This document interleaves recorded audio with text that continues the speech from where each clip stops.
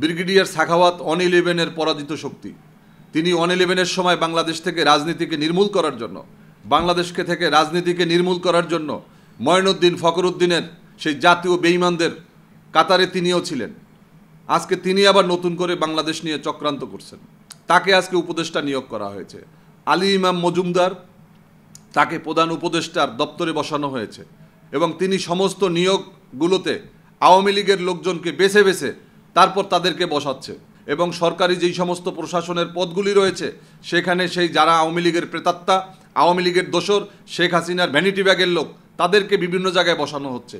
এতে আমি মনে করি আমাদের এই যে উদ্দেশ্য, আমাদের যে ছাত্র জনতার রক্ত পদ বেয়ে যে আমরা যে অর্জন করেছি, আমাদের যে বিপ্লবের কথা বলি, এই সরকারের ভিতরে কোনো বিপ্লবী চরিত্র নাই। এই সরকার মনে হচ্ছে যেন আওয়ামী লীগের বি টিম একটি সরকার হিসেবে তারা কাজ করছে। শিবির ও ছাত্র দলের মধ্যে দ্বন্দ্ব সংঘাতের আশঙ্কা তৈরি হয়েছে, এটাকে কিভাবে দেখছেন? বাংলাদেশি জাতীয়তাবাদী শক্তি এবং ধর্মীয় মূল্যবোধে বিশ্বাসী শক্তির প্রধানতম রাজনৈতিক শত্রু হচ্ছে আওয়ামী লীগ, যুবলীগ, ছাত্রলীগ তথা আওয়ামী দোসররা। আমরা দীর্ঘকাল যাবৎ বাংলাদেশে গণতন্ত্র, ভোটের অধিকার এবং মানুষের বাক স্বাধীনতা প্রতিষ্ঠার জন্য আমরা বিএনপি, জামাত সহ আমরা এখানের সমস্ত রাজনৈতিক দল ঐক্যবদ্ধভাবে কাজ করেছি। কিন্তু আমরা দেখেছি যে 5ই অগস্টের গণ অভ্যুত্থানের পরে বিএনপি এবং জামাতের ছাত্রদল এবং ছাত্র শিবিরের মধ্যে বিভিন্ন বিষয় নিয়ে, খুঁটিনাটি বিষয় এবং খুব তুচ্ছ ছোটোখাটো বিষয় নিয়ে সামাজিক যোগাযোগ মাধ্যম থেকে শুরু করে নেতা নেত্রীদের বক্তব্য পর্যন্ত আমরা কিছু বিভ্রান্তিকর বক্তব্য আমরা ইতিমধ্যে দেখেছি, যেটা এদেশের মানুষ প্রত্যাশা করে না, জনগণ এটা দেখতে চায় না। কারণ হচ্ছে আমাদের রাজনৈতিক শত্রু কিন্তু বিএনপি বা জামাত বা অন্য কেউ নয়। আমাদের এখানে প্রধানতম শত্রু হচ্ছে আওয়ামী লীগ এবং তাদের দোসররা। এবং এই যে জাতীয় পার্টি বিগত যে কয়টি নির্বাচন হয়েছে সব কয়টি নির্বাচনে শেখ হাসিনার দোসর হিসাবে, ফ্যাসিবাদের দোসর হিসাবে তারা ভূমিকা পালন করেছে। তাদের কারণে বাংলাদেশের মানুষ ভোটের অধিকার থেকে বঞ্চিত হয়েছে। এই জাতীয় পার্টি তারা সরকারেও থেকেছে, বিরোধী দলেও থেকেছে। তাদের কারণে আমরা বাংলাদেশের মানুষ ভোটাধিকার থেকে বঞ্চিত। আমি মনে করি যে আমাদের রাজনৈতিক প্রতিপক্ষদেরকে আমরা কথা না বলে আমরা আমাদের যেই মিত্র শক্তি বিএনপি এবং জামাত, আপনি এইভাবে যদি আমাদের ভিতরে কাদা ছড়াছড়ি থাকে, চলতে থাকে, এর সুফল পাবে কিন্তু আওয়ামী লীগ এবং তাদের দোসররা। আজকে কিন্তু ষড়যন্ত্র থেমে নেই। 5ই অগস্টের গণ অভ্যুত্থানকে মেলান করে দেওয়ার জন্য ফ্যাসিবাদী অপশক্তি আজকে বিভিন্ন ডালে ডালে হুতুম পেছার মতো তারা বসে আছে। আমরা শেখ হাসিনা বাংলাদেশ থেকে পালিয়ে গিয়েছে, কিন্তু তার যে দোসররা সচিবালয়ের বিভিন্ন চেয়ারে চেয়ারে, আপনি প্রশাসনের বিভিন্ন চেয়ারে, পুলিশ বাহিনী, র্যাব, পুলিশ, বিজেপি, সেনাবাহিনী বিভিন্ন জায়গাতে তারা অবস্থান করছে এবং তারা কিন্তু বাংলাদেশে আবারও সেই পরাজিত অপশক্তি আওয়ামী ফ্যাসিবাদী শক্তির দোসর হিসাবে তারা বিভিন্নভাবে তারা ভূমিকা পালন করছে।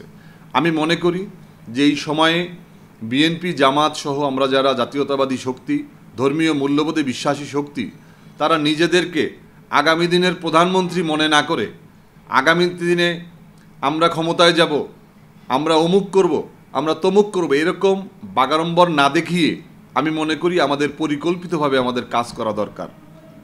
ইতিমধ্যে আমরা লক্ষ্য করেছি যে আমাদের প্রতিবেশী দেশ ভারত, তারা তাদের বাংলাদেশের যে পররাষ্ট্র নীতি, তাদের পররাষ্ট্র নীতিতে কিছুটা পরিবর্তন নিয়ে আসছে এবং এই পরিবর্তন তারা কি করেছে এবং এটা তারা কিভাবে বাস্তবায়ন করবে, বাংলাদেশকে নিয়ে তারা ভবিষ্যৎ কি চিন্তা করছে, এই বিষয়গুলোকে রাজনীতিবিদদের আরও পুঙ্খানুপুঙ্খভাবে তাদেরকে চিন্তা করে তারপরে তাদের কাজ করা উচিত।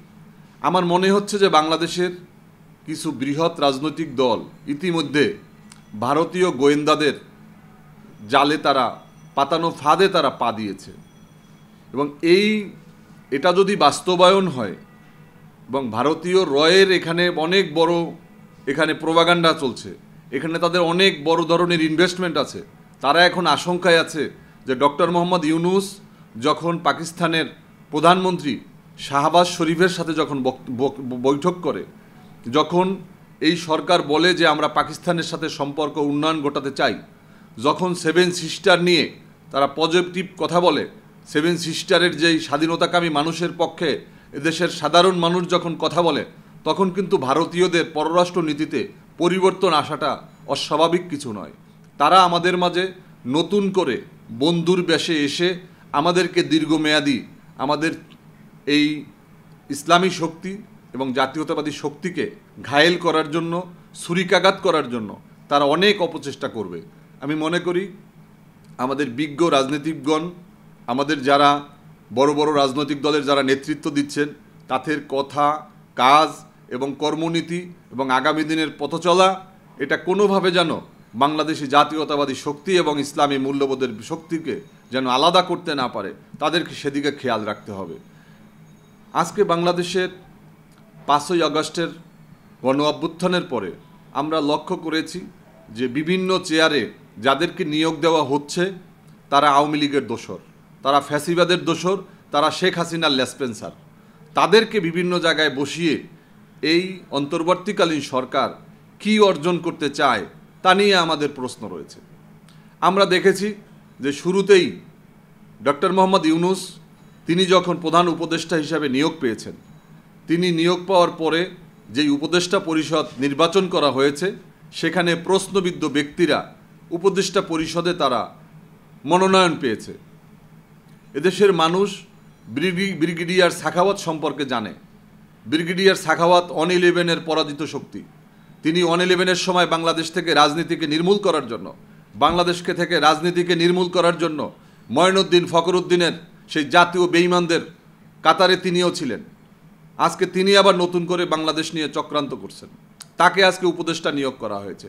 আলী ইমাম মজুমদার, তাকে প্রধান উপদেষ্টার দপ্তরে বসানো হয়েছে এবং তিনি সমস্ত নিয়োগগুলোতে আওয়ামী লীগের লোকজনকে বেছে বেছে তারপর তাদেরকে বসাচ্ছে। আপনি দেখেছেন যে ইতিমধ্যে বিভিন্ন জায়গায় প্রশ্নবিদ্ধ ব্যক্তিদেরকে, আপনি বলেন যে সেই শিল্পকলা একাডেমি থেকে শুরু করে আমাদের শিক্ষা সংস্কার কমিটি পর্যন্ত প্রত্যেকটা জায়গাতে আওয়ামী ভূতদেরকে তিনি নিয়োগ দিচ্ছেন এবং সরকারি যেই সমস্ত প্রশাসনের পদগুলি রয়েছে সেখানে সেই যারা আওয়ামী লীগের প্রেতাত্মা, আওয়ামী লীগের দোসর, শেখ হাসিনার ভ্যানিটি ব্যাগের লোক, তাদেরকে বিভিন্ন জায়গায় বসানো হচ্ছে। এতে আমি মনে করি আমাদের এই যে উদ্দেশ্য, আমাদের যে ছাত্র জনতার রক্ত পথ বেয়ে যে আমরা যে অর্জন করেছি, আমাদের যে বিপ্লবের কথা বলি, এই সরকারের ভিতরে কোনো বিপ্লবী চরিত্র নাই। এই সরকার মনে হচ্ছে যেন আওয়ামী লীগের বি টিম একটি সরকার হিসেবে তারা কাজ করছে। আমরা এটা প্রত্যাশা করি না। ডক্টর মোহাম্মদ ইউনূস আন্তর্জাতিক ব্যক্তিত্ব, তাকে আমরা শ্রদ্ধা সম্মান করি এবং তার নিয়োগে তিনি আমাদের এই দায়িত্ব নেওয়ার কারণে আমরা বাংলাদেশের মানুষ আমরা গর্বিত। আমরা মনে করি তার হাত ধরে বাংলাদেশ একটা অর্থবহ পরিবর্তন আসবে। আমরা খাই খাই রাজনীতির অবসান চাই। আমরা দুর্বৃত্তায়নের সেই গণতন্ত্র আমরা চাই না। আমরা দুর্বৃত্তদেরকে রাজনীতি থেকে নির্মূল করার জন্যই কিন্তু আমরা একটা পরিবর্তন চাই। সেই পরিবর্তনের আশাই কিন্তু এদেশের ছাত্র, যুব, কৃষক, শ্রমিক জনতা তারা কিন্তু এই ছাত্র জনতার আন্দোলনে সামিল হয়েছে। কিন্তু আমাদের সেই আশাটুকু কতটুকু সফল হবে তা কিন্তু প্রশ্নবিদ্ধ হয়ে গিয়েছে। আপনি দেখেছেন যে আমাদের পার্বত্য চট্টগ্রাম নিয়ে চক্রান্ত চলছে।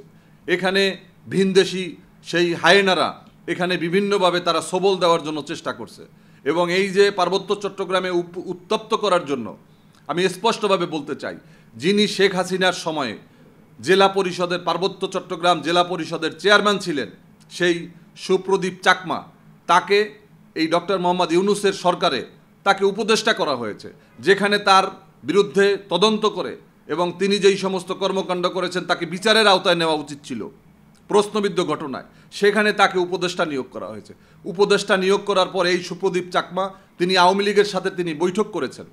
তিনি আজকে এই যে পার্বত্য চট্টগ্রামে যে আন্দোলন সংগ্রাম হচ্ছে, যেই সহিংসতা হচ্ছে, সেখানে এই যে সেনাবাহিনীর সদস্য যে নিহত হয়েছে, এই ঘটনাগুলোর সাথে আমি মনে করি যে এই সুপ্রদীপ চাকমা তথা এই পার্বত্য চট্টগ্রাম বিষয়ক যে উপদেষ্টা, এর থেকে কোনোভাবে দায় এড়ানোর কোনো সুযোগ নেই। আজকে বাংলাদেশের আপনি জানেন যে বিচারপতি হাসান আরিফ, তিনি 111-এর সরকারের একজন উপদেষ্টা ছিলেন, তাকে নিয়োগ দেওয়া হয়েছে এই সরকারে। আমার মোদ্দা কথা হচ্ছে যে এই অন্তর্বর্তীকালীন সরকারকে প্রশ্নবিদ্ধ করার জন্য যারা উঠে পড়ে লেগেছেন তাদের উদ্দেশ্য করে বলতে চাই যে ছাত্র জনতার রক্তের সাথে বেইমানি করবেন না। ছাত্র জনতার অভ্যুত্থান দীর্ঘ 17টি বছরের আন্দোলনের ফসল। দীর্ঘ 17টি বছর গুম খুন হামলা মামলা নির্যাতন নিপীড়ন আয়নাঘরের পরিসমাপ্তি ঘটেছে 5 তারিখে, যার কারণে আমরা আওয়ামী ফ্যাসিবাদ মুক্ত, আওয়ামী দুঃশাসন মুক্ত আমরা একটা নতুন সরকার দেখতে চাই, যেখানে থাকবে, এখানে যারা আন্দোলন সংগ্রামে যারা সম্মুখ সারিতে ছিল তাদেরকে এখানে বসাতে হবে। তারা জানে আওয়ামী দুঃশাসনের জাতাকলে তারা কিভাবে পিষ্ট হয়েছে। আজকে আমরা দেখেছি যে এই আলী ইমাম মজুমদাররা তারা রাজনীতিকদেরকে প্রতিপক্ষ হিসেবে মনে করছে। তারা প্রশাসনের যে নিয়োগগুলোতে বিভিন্নভাবে যারা কোনোভাবে রাজনীতির সাথে যুক্ত না, যারা কোনোভাবে এই আওয়ামী দুর্বৃত্তায়নের শিকার ছিলেন না, যারা নিরাপদে বিদেশের থেকে অর্থ এনে তারা বিভিন্ন এনজিওর মাধ্যমে তারা বিভিন্নভাবে বিভিন্ন প্রকল্পে কাজ করেছেন, যার কোনো জবাবদিহিতা নাই। এই এনজিওদের অর্থায়নে কিন্তু কোনো জবাবদিহিতা নাই। তারা বিদেশ থেকে অর্থ আনে মানুষের সেবা দেওয়ার জন্য, কিন্তু এই অর্থ কোথায় তারা খরচ করে, কিভাবে তারা খরচ করে, এর কিন্তু কোনো ইয়ে নাই। যাদের কোনো জবাবদিহিতা নাই জনগণের কাছে, তাদেরকে আজকে জনগণের সামনে জনগণের শাসন করার জন্য আপনি তাদেরকে বসিয়ে দিয়েছেন। আজকে বিভিন্ন এনজিওর প্রধানদেরকে নিয়ে এই যে এনজিও মার্কা সরকার বসানো হয়েছে, তাদের কাছে দেশের মানুষের কোনো আশা আকাঙ্ক্ষার কোনো আবেদন আছে বলে আমি মনে করি না। এবং স্পষ্টভাবে বলতে হবে যে ডক্টর মোহাম্মদ ইউনূসের এই সরকারটি এটা কিন্তু জনগণের সরকার না। একটা জনগণের সরকার তাকেই বলা হয় যারা জনগণের প্রত্যক্ষ ভোটে নির্বাচিত হয়। এই সরকারটি নির্বাচিত নয়, তবে এটা বিপ্লবী সরকার অনেকেই বলেন। আমি মনে করি যে ডক্টর ইউনূসের সরকার বিপ্লবী সরকারও না, কারণ তার ভিতরে বিপ্লবী কোনো চেতনা তার ভিতরে নেই, কোনো চরিত্র নাই।